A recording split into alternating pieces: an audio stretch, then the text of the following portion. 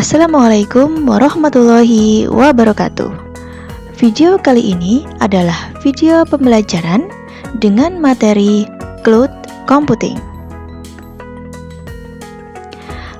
Adapun tujuan pembelajarannya, yang pertama, mengenal konsep cloud dan menggunakan penyimpanan cloud untuk mengelola file. Yang kedua, membuat dan mengedit dokumen secara kolaboratif. Mind map atau peta konsep pada materi ini ada dua hal yang kita pelajari. Yang pertama, penyimpanan cloud. Yang kedua, kolaborasi dokumen di cloud. Baik, materi yang pertama adalah penyimpanan cloud. Pengertian cloud computing. Jadi, cloud computing adalah teknologi yang memungkinkan pengguna mengakses sumber daya komputasi seperti server, penyimpanan, basis data, perangkat lunak melalui internet. Nah, jadi dengan cloud kita tidak perlu menyimpan semua data di komputer ataupun flash disk. Nah, contoh layanan cloud ada beberapa. Di sini contohnya ada 3. Yang pertama, Google Drive. Tentu kalian sering mendengar Google Drive kan? Nah, fungsinya menyimpan, membackup, dan berbagi file secara online, serta memungkinkan kolaborasi dokumen secara real time. Yang kedua adalah Dropbox, cloud storage dan file sharing.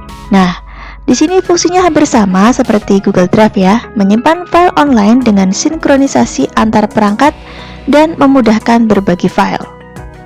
Yang ketiga, Microsoft OneDrive, cloud storage dan Office integration. Fungsinya hampir sama seperti Google Drive maupun Dropbox, menyimpan file di awan dan terintegrasi dengan Microsoft Office, Word, Excel, dan PowerPoint. Nah, masih banyak di luar sana ya selain 3 contoh ini. Misalnya ada iCloud, kemudian ada OneDrive, dan banyak lagi yang lainnya. Nah, sebenarnya apa sih manfaat cloud computing? Yang pertama, menyimpan file tanpa memakan ruang di perangkat. Yang kedua, mengakses file kapan saja dan dari mana saja. Jadi kita bisa mengakses file dari mana saja. Menggunakan HP juga bisa, asalkan ada internetnya. Kemudian, yang ketiga, berbagi file dengan cepat dan mudah. Yang keempat, mengurangi risiko kehilangan data jika perangkat rusak. Jadi, misal kita menyimpan data di komputer dan ternyata komputernya rusak, data kita masih aman karena tersimpan di cloud. Nah, selanjutnya cloud storage. Cloud storage adalah layanan penyimpanan data berbasis internet yang memungkinkan pengguna untuk menyimpan, mengelola, membackup, dan mengakses file secara online melalui server milik penyedia layanan, tanpa perlu perangkat penyimpanan fisik seperti flash disk ataupun hard disk. Nah, salah satu contohnya adalah Google Drive. Jadi Google Drive adalah layanan penyimpanan awan dari Google ya, karena kita semua kalau punya HP pasti punya akun Google. Google Drive ini sudah otomatis ada di Google kita. Nah, sebenarnya manfaat Google Drive dalam pendidikan itu apa sih? Ada 5 manfaat yang bisa kita dapatkan. Yang pertama, media penyimpanan, tugas dan dokumen. Yang kedua, membuka file di mana saja tanpa harus membawa flash disk.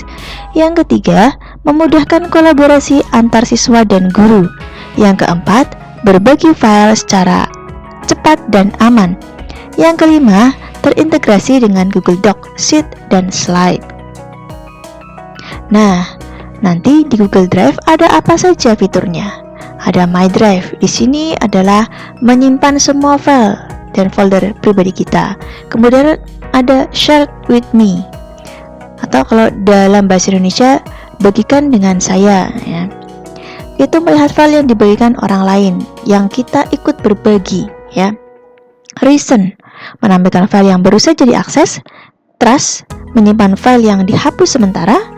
New folder atau file, membuat folder baru, bisa mengunggah file ya, bisa mengunggah file atau dokumen ya. Search bar, mencari file dengan kata kunci tertentu. Dan share, membagikan file kepada orang lain dengan tingkat akses yang berbeda. Nah, selanjutnya mari kita praktikum menggunakan Google Drive. Untuk masuk ke Google Drive bisa menggunakan Drive ini ya, atau bisa juga dengan menggunakan Chrome. Di sini saya menggunakan Chrome karena tampilan yang sama dengan desktop ya.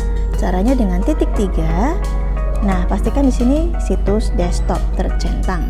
Kemudian ketika di alamat adalah drive.google.com. Ini adalah tampilan dari Google Drive ya. Kemudian untuk membuat folder, tekan baru, kemudian folder baru, beri nama folder. Misalnya di sini adalah Laras 2 buat. Klik di drive saya, folder Laras 2 sudah terbuat ya. Kemudian untuk mengunggah file, tekan baru, upload file, memilih media, kemudian kita pilih file mana. Misal saya akan mengunggah file ini. Pilih, kalau sudah tercentang hijau berarti sudah terupload. Nah, ini ya. Kemudian untuk mengganti nama file, klik filenya, kemudian titik 3 dan ganti nama atau rename. Misal kita ubah dengan Lager 8E, tekan OK. Oke, maka sudah ganti nama filenya ya. Kemudian untuk membagikan file atau folder, nah pilih filenya, ketik titik 3, kemudian bagikan. Nah, bagikan. Kemudian kita akan dihadapkan pada pemilihan akses ya. Untuk akses umum, kita pilih saja siapa saja yang memiliki link. Nah, kemudian kita tentukan siapa saja yang memiliki link ini, dapatkah dia melihat, mengomentari atau mengedit.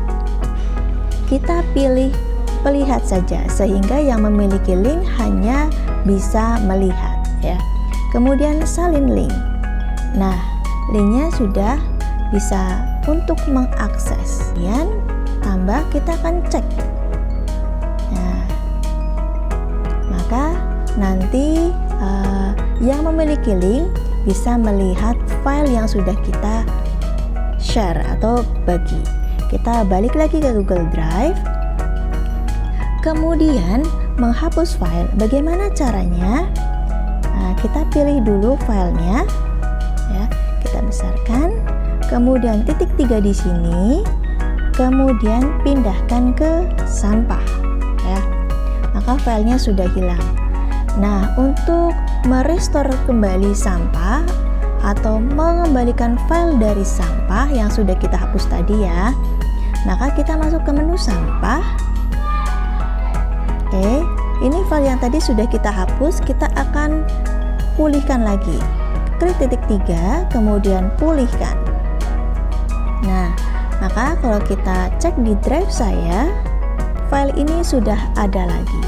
Baik, materi yang kedua adalah kolaborasi dokumen di cloud. Kolaborasi dokumen di cloud adalah kegiatan mengerjakan dokumen secara bersama-sama melalui internet.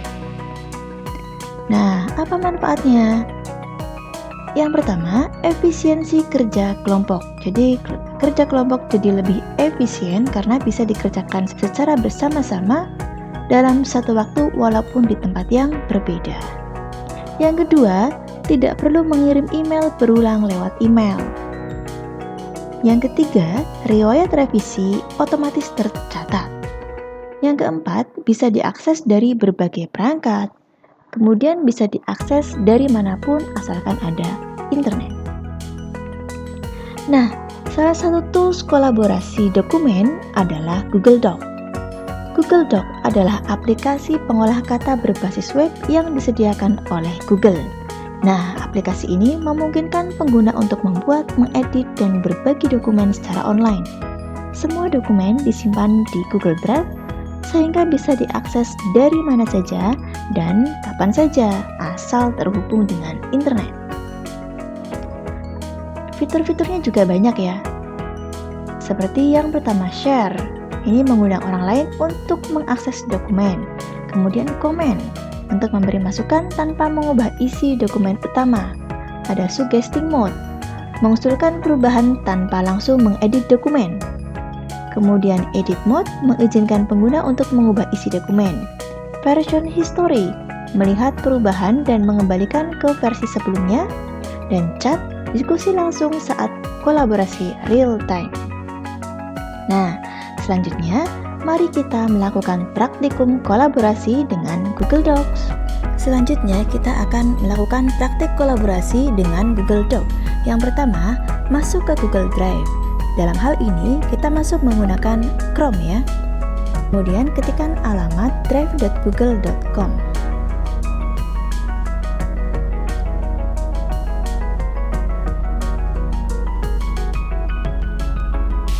Nah, kemudian untuk membuat dokumen baru, klik baru, kemudian Google Dokumen, dokumen kosong.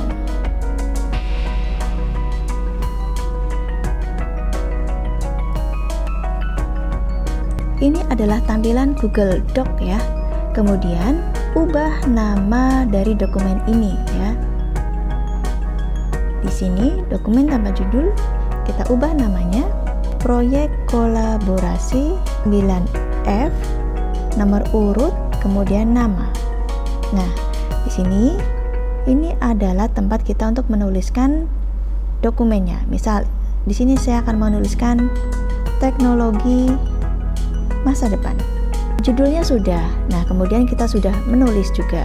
Kita akan mengajak teman untuk berkolaborasi. Bagaimana caranya? Nah, di sini klik bagikan.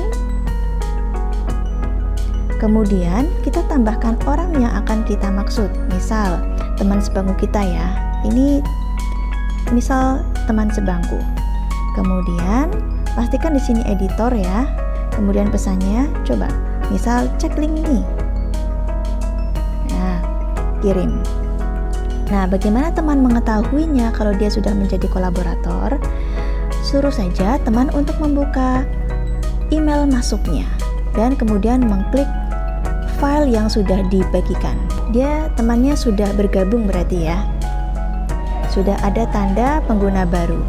Kemudian jika kita ingin memberi komentar, ya kita pilih dulu. Kemudian kita klik komentar. Ini bisa diganti nggak? Misal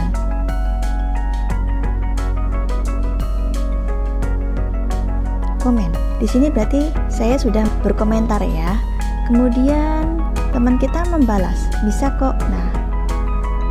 Nah, jika kita ingin membalasnya lagi, di sini ada komentar. Oke, saya membalas komentarnya. Baik, kemudian saya akan mulai menulis lagi. Karena kita tutup, kita silang dulu. Nah, itu ya. Jadi, teman kalian sudah bisa memberi komentar dokumen kalian. Jadi ini sudah berkolaborasi ya. Kita sudah bisa melakukan komentar kemudian membalasnya. Nah, untuk melihat revisi bagaimana caranya? File, kemudian history version, lihat history. Nah, ini ya. Ini historinya sudah ada. Kita back lagi. Sekarang bagaimana cara kita untuk mengirimkan link ini ke guru? Caranya adalah dengan klik tambah ini ya. Nah, di sini untuk akses umum kita centang yang siapa saja yang memiliki link. Kemudian karena guru hanya bisa melihat, untuk aksesnya hanya diberi izin untuk melihat saja. Kemudian salin link. Selesai. Kemudian kita bisa pergi ke media sosial untuk memberikan link ini kepada guru ya. Klik media.